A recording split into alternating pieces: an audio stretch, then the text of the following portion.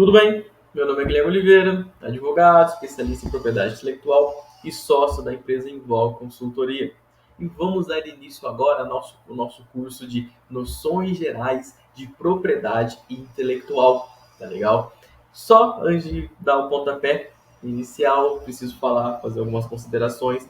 A primeira delas, aqui no curso nós vamos ter um conhecimento horizontal sobre a matéria. Vou trazer um panorama geral, uma noção bem ampla sobre o que é esse mundo da propriedade intelectual.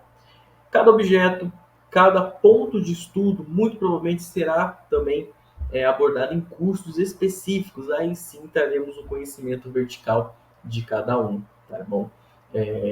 Aqui a ideia é justamente ter esse contato inicial, nivelar nosso conhecimento para que a gente se prepare e aprofunde em outros momentos, tá? E isso tudo não falando apenas de teoria e de coisas abstratas. O objetivo é justamente trazer esse viés prático, trazer para o dia a dia e pensar de que maneira o profissional vai atuar com isso, de que maneira ele vai prestar uma consultoria nessa área, perfeito? Então, partindo para a introdução, um conceito inicial. O que é, então, propriedade intelectual? Ok. É um ramo do direito que está inserido lá dentro de direito empresarial e, em específico, ele vai tratar de que maneira a norma jurídica ela vai incidir, regulamentar e influenciar as relações que ligam um inventor à sua propriedade, um compositor à sua obra, um autor à sua obra. Vai tratar dessas relações entre essas pessoas e as suas criações e também entre outras pessoas e outros indivíduos sobre essas criações, tá bom? Então a gente vai sempre imaginar dessa maneira. A noção de propriedade aqui, a gente vai falar sobre um direito que o titular tem de poder livre utilizar a sua obra, desde que cumpra certos requisitos, não é qualquer utilização. Essa utilização ela está condicionada pelo direito. De que maneira? Essa utilização ela não pode contrariar a lei e também não pode contrariar a moral, conforme veremos adiante, tá bom? Além disso, a propriedade ela tem um duplo aspecto. Falei da livre utilização. De todo modo, esse mesmo autor, essa mesma obra não pode ser violada por outra pessoa. Então eu posso utilizar da maneira como eu quero e eu não vou ter esse meu direito violado. Outra pessoa não pode copiá-la, utilizá-la, ou de qualquer modo vilipendiá-la, tá bom?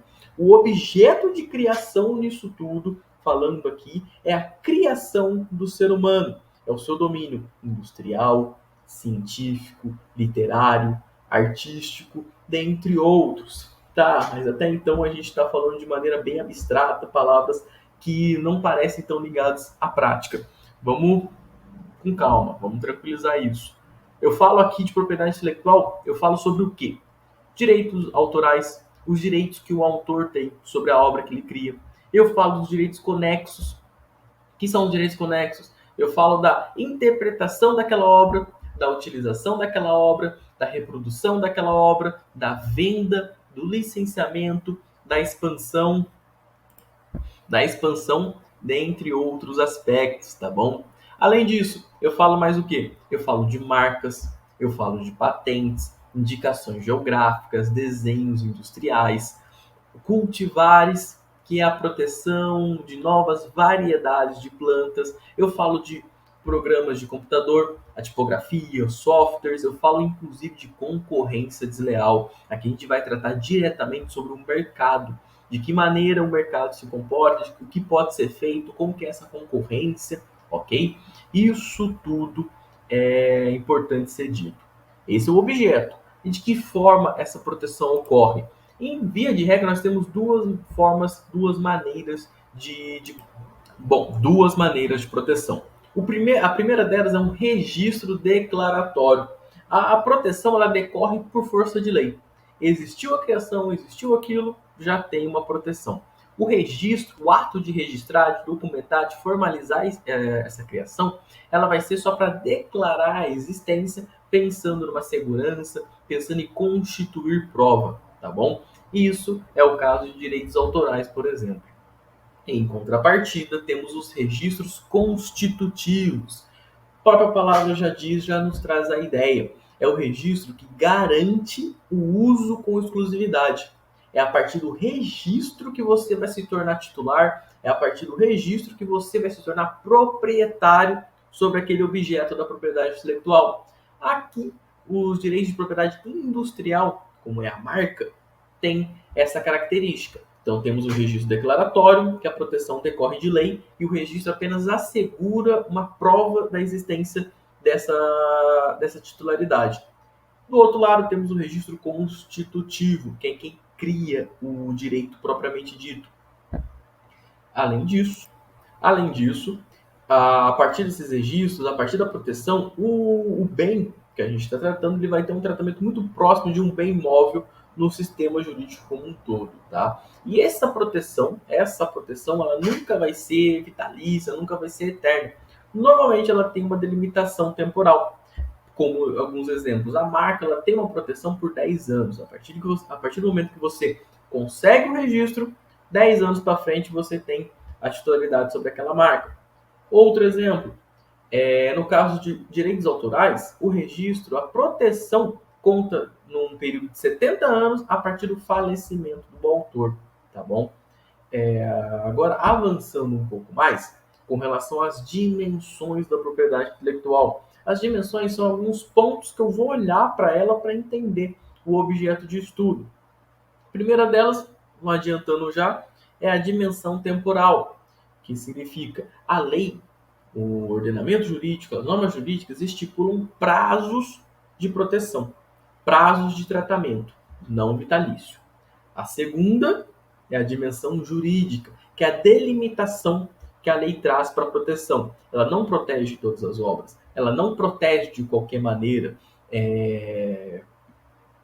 de forma indistinta. Não, tem requisitos a serem seguidos para todos os ramos dentro da propriedade intelectual. E com isso nós temos uma segurança jurídica. Eu sei qual é o meu direito, eu sei de que maneira meu direito se comporta e com isso eu consigo evitar que outros terceiros explorem de maneira indevida esse meu direito. E temos a dimensão territorial, que vai dizer o quê? Que a propriedade intelectual ela é válida em todo o território nacional, se respeitados os trâmites legais. Isso na dimensão nacional, só que nós vamos ver em diante que a propriedade intelectual ela tem uma característica forte de que ela envolve normas nacionais e internacionais, tratados e convenções internacionais que regulamentam o tema. E aí, para ter direito em outros países, tem que se ver quais são os trâmites em cada país e também de que maneira o tratado vai falar sobre isso, tá legal? Avançando agora, a gente vai falar sobre a classificação dos direitos da propriedade intelectual.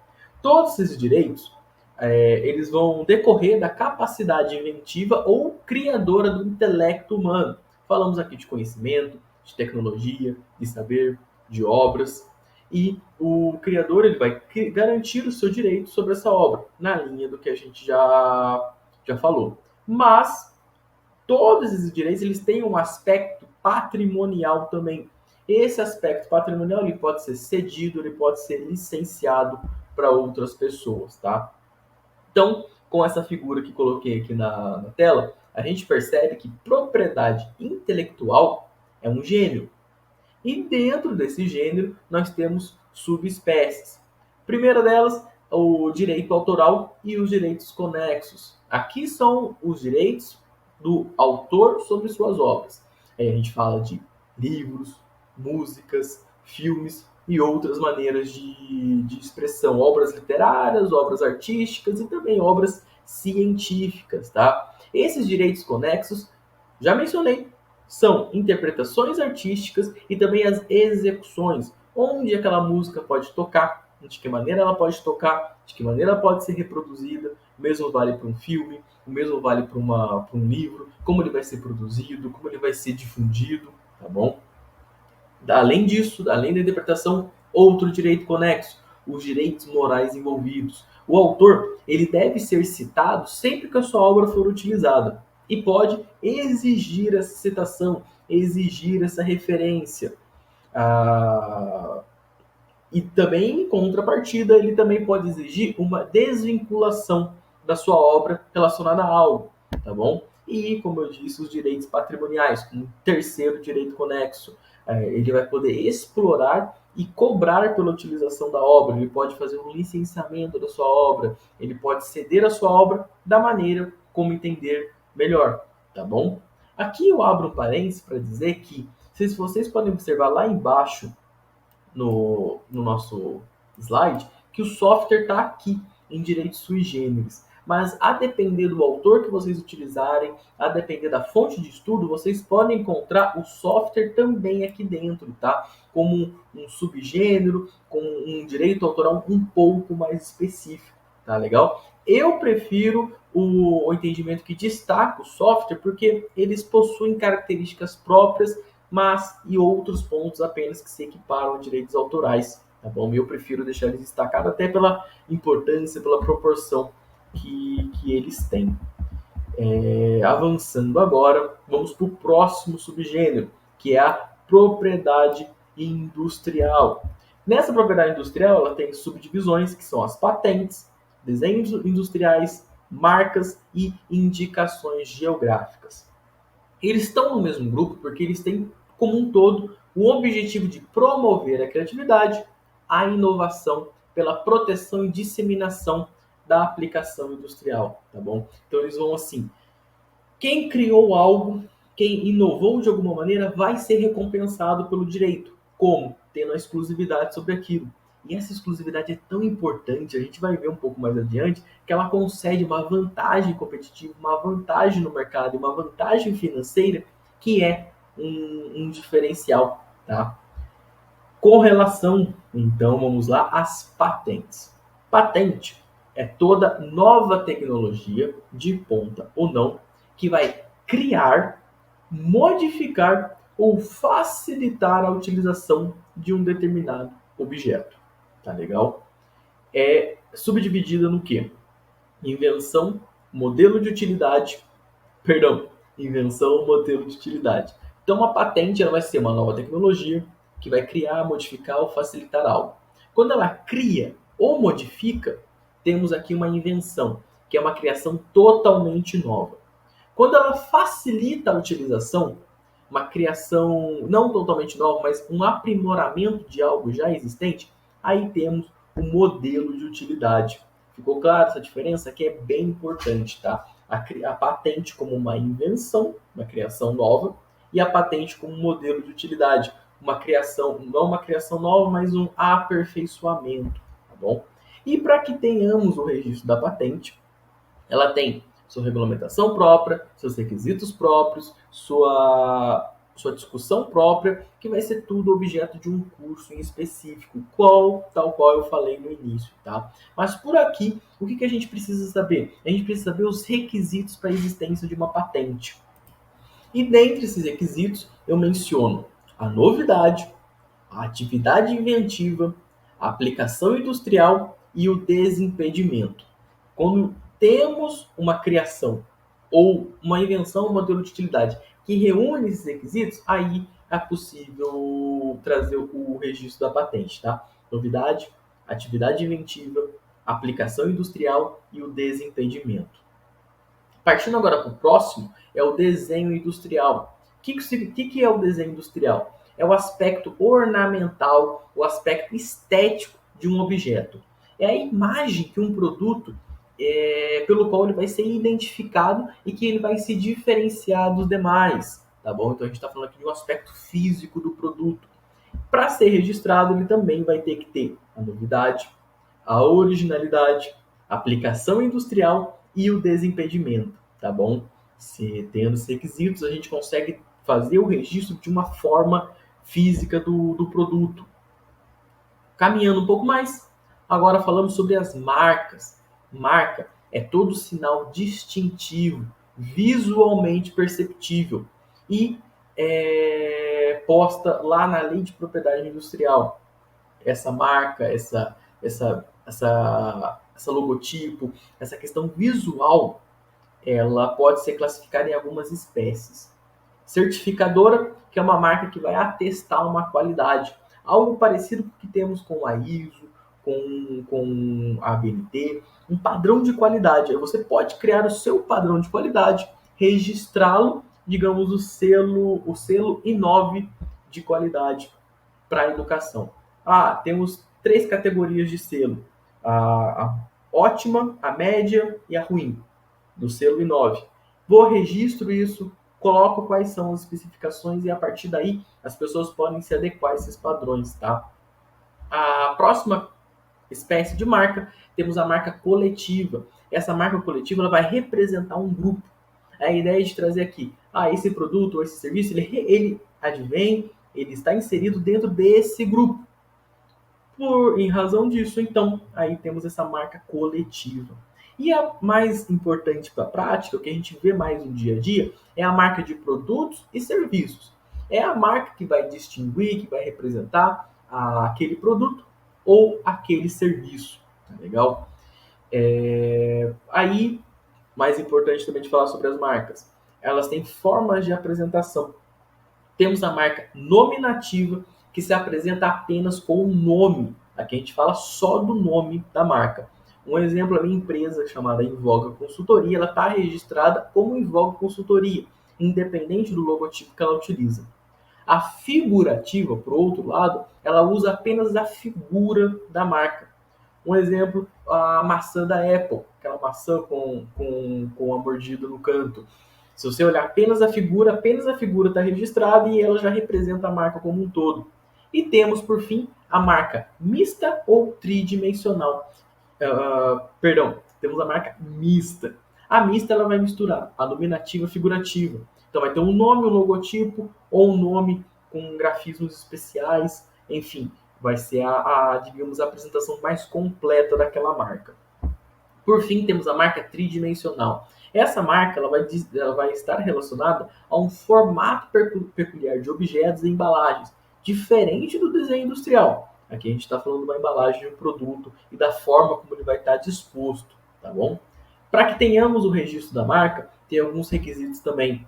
O primeiro deles, tem que ter uma novidade relativa, não colidência e ausência de impedimento. Tem que ter a criação de uma marca, essa marca não pode colidir com outras que já existem e ela não pode confrontar os requisitos legais, não pode confrontar o que está na lei, tá bom? Também menciono aqui, para não passar desapercebido, que existem outros 2 tipos especiais de marca. Temos a marca notoriamente conhecida, que é aquela que está registrada no território nacional e que é protegida em todos os ramos. E a marca de alto renome, que é aquela que não tem o registro, mas tem a proteção no ramo em específico, tá? Eu digo isso porque quando você vai registrar a marca, você registra dentro do NPI, que é o órgão responsável, em uma categoria apenas. São classes chamadas. E cada classe tem um grupo de atividades ou um grupo de produtos. Quando eu registro naquele grupo, eu tenho proteção somente dentro dele. Se eu registro, por exemplo, no comércio de roupa, a minha marca não vai ter a mesma proteção no sistema de educação. Eu tenho que fazer um registro em cada classe distinta. E aí, por isso, existem essas marcas diferenciadas, tá? São marcas que têm tanta credibilidade, um tamanho tão grande no mercado, que aí acabam recebendo um tratamento diferenciado.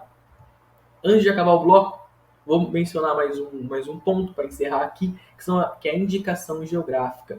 Ela diz respeito ao reconhecimento da origem de um determinado produto, da origem de uma região ou localização. É uma denominação de origem. Pensando, esse é o queijo que vem do local tal. Então, esse local tal, vir desse local tal, ele é registrado. Sempre pensando ali em fins econômicos, fins mercadológicos, para alcançar um diferencial e ser mais rentável, tá? O registro da propriedade intelectual está muito ligado a isso. Vou encerrar por aqui esse bloco e aí no próximo a gente dá sequência nos direitos sui generis.